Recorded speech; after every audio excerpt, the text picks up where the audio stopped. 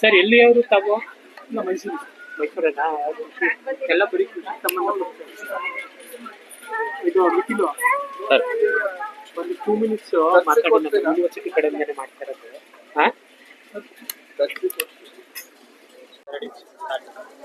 So ನಮಸ್ಕಾರ, ನನ್ನ ಹೆಸರು ಪಣೀಶ್ ಅಂತ. ಸೊ ನಾವು ಕೃಷಿ ಮಾಧ್ಯಮ ಕೇಂದ್ರ ಮತ್ತು ಬುಕ್ಸ್ ಲೋಕ 2 ಸಂಸ್ಥೆಗಳನ್ನು ರೆಪ್ರೆಸೆಂಟ್ ಮಾಡ್ತೀವಿ. ಸಾಮಾನ್ಯವಾಗಿ ಕೃಷಿ ಪುಸ್ತಕಗಳ ಸಿಗೋದು ಬಹಳ ಕಡಿಮೆ ಆಗ್ತಿದೆ. ಈಗ ನಾವು ಮುಖ್ಯವಾಹಿನಿ ಇರತಕ್ಕಂಥ ಬುಕ್ ಸ್ಟೋರ್ಗಳಲ್ಲಿ ನೋಡಿದ್ರೆ ಸಾಹಿತ್ಯಕ್ಕೆ ಸಂಬಂಧಪಟ್ಟಿರುವಂಥ ಸುಮಾರು ಪುಸ್ತಕಗಳು ಸಿಗ್ತದೆ. ಆದರೆ ಕೃಷಿಗೆ ಸಂಬಂಧಪಟ್ಟಂಥದ್ದು, ಅದರಲ್ಲೂ ಸಾವಯವ ಕೃಷಿಗೆ ಸಂಬಂಧಪಟ್ಟ ಪುಸ್ತಕಗಳು ಸಿಗುವಂಥದ್ದು ಬಹಳ ಕಡಿಮೆ ಆಗ್ತಿದೆ. ಸೊ ಆ ನಿಟ್ಟಿನಲ್ಲಿ ಕೆಲಸ ಮಾಡಬೇಕು ಅಂತಲೇ ಈ 2 ಸಂಸ್ಥೆ ಕೆಲಸ ಮಾಡ್ತಿರುವಂಥದ್ದು.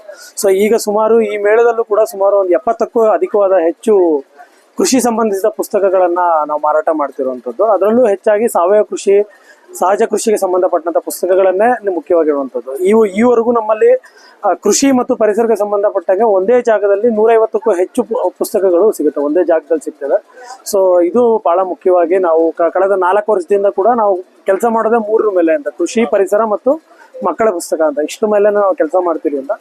ಅದರಲ್ಲೂ ಕನ್ನಡದಲ್ಲಿ ಕೃಷಿ ಪುಸ್ತಕಗಳ, ಕೃಷಿ ಸಾಹಿತ್ಯ, ಪರಿಸರ ಸಾಹಿತ್ಯನ ಹೆಚ್ಚು ಜನರಿಗೆ ತಲುಪಬೇಕು ಅನ್ನೋದೇ ನಮ್ಮ ಫೋಕಸ್ ಆಗಿದೆ.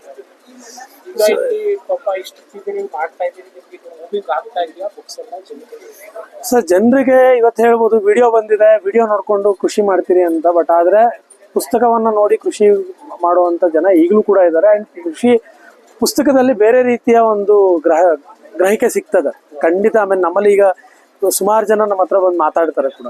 ಈಗ ನಮ್ಮ ಹತ್ರ ಹೊಸ ಪುಸ್ತಕ ಬಂದಿದೆ, ಹೊಸ ಪುಸ್ತಕ ಈಗ ನಮ್ಮಲ್ಲಿ ಈಗ ಮೊನ್ನೆಯಿಂದ ಒಂದು 3 ಪುಸ್ತಕ ರಿಲೀಸ್ ಆಯ್ತು. ಇದೊಂದು ಮರಮೇವು ಅಂತ ಹೇಳಿ.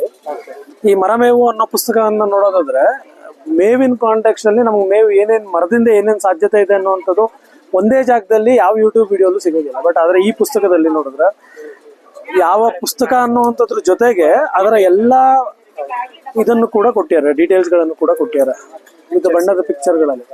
ಸೊ ಇದ್ರ ಜೊತೆಗೆ ಏನಾಗ್ತದೆ ಅಂದ್ರೆ ಇದನ್ನ ಪುಸ್ತಕ ಬರೀಬೇಕಾದ್ರೆ ಅವ್ರದೇ ಆದಂತ, ಇದು ಡಾಕ್ಟರ್ ಗಣೇಶ್ ಹೆಗಡೆ ನಿಲೇಸರ ಅಂತ ಬರ್ದಿರುವಂಥದ್ದು. ಅವ್ರ ಮೂಲತಃ ವೃತ್ತಿಯಲ್ಲೂ ಕೂಡ ಪಶುಸಂಗೋಪನೆಯಲ್ಲಿ ಕೆಲಸ ಮಾಡ್ತಿರುವಂತ ಡಾಕ್ಟರ್ ಕೂಡ, ವೆಟರ್ನರಿ ಡಾಕ್ಟರ್.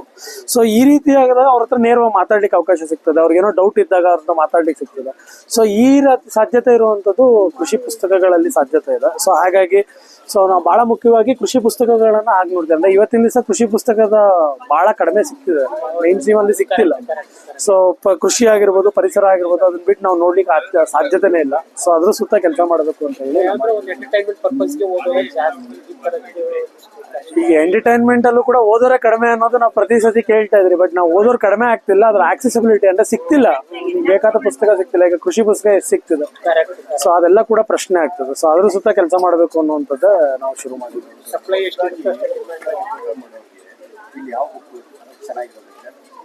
ಸುಮಾರು ಇದೆ ಸರ್. ಅಂದ್ರೆ ನೀವು ತೋಟ ಅಂದ್ರೆ ಚಾಮರಾಜನಗರದಿಂದ ಬೀದರ್ವರೆಗೂ ಬೇರೆ ಬೇರೆ ರೀತಿ. ಈಗ ಉತ್ತರ ಕರ್ನಾಟಕದ ರೀತಿಯಲ್ಲಿ ಬೇಕು ಅಂದ್ರೆ ಬದುಕು ಬೇಸಾಯ ಅಂತ ಹೇಳಿ ಹೇಳ್ತಾರೆ. ಬೆರಕೆ ಸೊಪ್ಪಿನ ಬಗ್ಗೆ ಪುಟಿರಮ್ಮನ ಪುರಾಣ, ಇಲ್ಲ ಕೊಳ್ಳೇಗಾಲದವರು. ಇದು ಪರ್ಮಾಕಲ್ಚರ್ ಬಗ್ಗೆ ಬೇಕು ಅಂದ್ರೆ ಈ ರೀತಿಯ ಪುಸ್ತಕ, ಬೇರೆ ಬೇರೆ ಪುಸ್ತಕ. ಒಂದೇ ಪುಸ್ತಕದಲ್ಲಿ ಎಲ್ಲಾ ಮಾಹಿತಿ ಕೊಡ್ಲಿಕ್ಕೆ ಸಾಧ್ಯತೆನೇ ಇಲ್ಲ. ಅದು ಇದ್ರಲ್ಲಿ ಈಗ ಪರ್ಮಾಕಲ್ಚರ್ ಅದ್ರದ್ದು ಸುಮಾರು ಮಾಹಿತಿ ಇರ್ತದೆ ಸರ್. ಸೊ ಇನ್ನು ಈ ಮೇಳ ಬಗ್ಗೆ ಹೇಳ್ಬೇಕಂದ್ರೆ, ಮೇಳ ಅದ್ಭುತವಾದ ಒಂದು ಮೇಳ ಅಂತ ಹೇಳಲಿಕ್ಕೆ. ಯಾಕಂದ್ರೆ ದಕ್ಷಿಣ ಭಾರತದ ಎಲ್ಲಾ ರಾಜ್ಯಗಳಿಂದ ಕೂಡ ಸುಮಾರು ಜನ ಬರ್ತಾರೆ.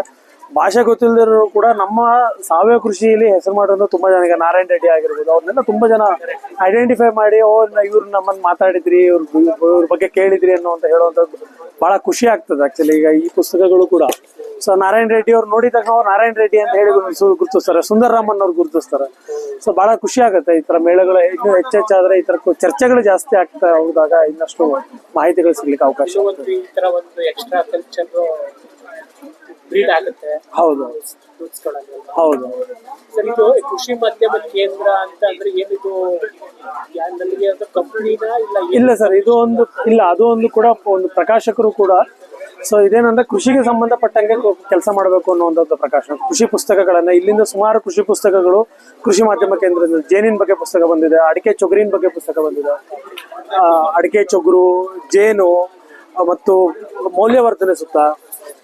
ಸೊ ಇಷ್ಟು ಈ ಬೇರೆ ಬೇರೆ ಸುಮಾರು ವರ್ಷಗಳಿಂದ ಈ ಸಂಸ್ಥೆ ಕೆಲಸ ಮಾಡ್ಕೊಂಡ್ ಬರ್ತದೆ. ಕೃಷಿಗೆ ಪೂರಕವಾಗಿರುವಂತ ಮಾಹಿತಿಗಳನ್ನ ಜನರ ಜೊತೆಗೆ ಹೆಚ್ಚು ಚರ್ಚೆ ಆಗ್ಬೇಕು ಅನ್ನುವಂಥ ದೃಷ್ಟಿಯಲ್ಲ ಈ ಪುಸ್ತಕಗಳನ್ನ ಮಾಡಿ. ಇದರಲ್ಲಿ ಕೃಷಿಗೆ ಸಂಬಂಧಪಟ್ಟ ಹೌದು. ಪುಸ್ತಕಗಳನ್ನೇ ಹೌದು, ಕೃಷಿಗೆ ಸಂಬಂಧಪಟ್ಟ ವೆರಿ ನೈಸ್.